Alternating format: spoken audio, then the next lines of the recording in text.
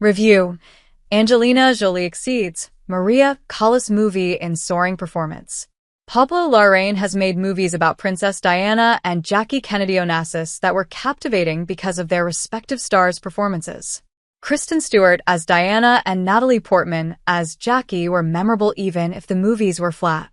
Now comes Angelina Jolie in Larrain's Maria, about opera diva Maria Callas. The big problem, of course, is that almost no one under 60 knows who Callas was anymore. Larrain and screenwriter Stephen Knight don't do her any favors. They simply assume the world is interested in hearing Callas tell her story to a documentary filmmaker. And that's where things go wrong.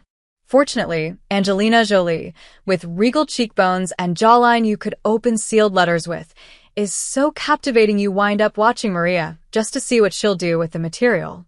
Jolie gives a great performance in a weird movie, but that's okay.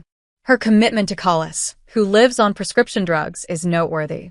Unfortunately, unless you're over 60, no one knows who Aristote Onassis was, and the movie never explains. Even though Callas was married, and then Onassis was married, they had a love affair that went on for years. They were the subject of American interest because Onassis married former First Lady Jackie Kennedy. The whole saga was an enigma. That was the Real Opera, not Tosca. Larrain and Knight don't explain this up front, so it's hard to understand why we're even here.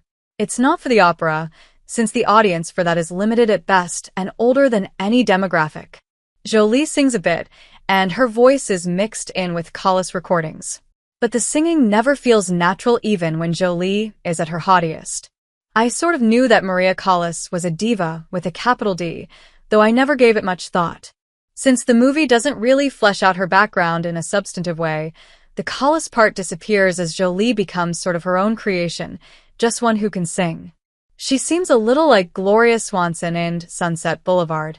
When Jolie puts on Callas's thick glasses, she looks more like an older Sophia Loren, someone a little more accessible maybe to audiences who watch TCM. You know, kudos to Netflix and Larrain for keeping Callas's flame burning at all. But the film is a downer. Callas, Onassis, et al. Were part of the jet set, yet no one is having a bit of fun. There's a lot of doom and gloom. On the upside, the sets, costumes, and scenic design are top-notch. And cinematographer Ed Lachman is in his glory. Lachman will add one more Oscar nomination to his 3 already, and deserves to win at this point. Jolie will get her Oscar nom. She already has a supporting statue for Girl Interrupted. Her sense of timing rises above the deficiencies here. P.S. a shout-out to Valeria Golino, who used to be in a lot of American movies like Rain Man, but turned to directing pictures in Italy. She really has one seen her as Maria's sister, and she nails it. She's the only actor in this film who can go head-to-head with Jolie. Maria gets an Oscar run in theaters, then heads to Netflix on December 11th. If I were in Netflix marketing, I'd promote it like crazy on PBS, NOR, and radio stations like WQXR-FM in New York. That's where they will find an appreciative audience.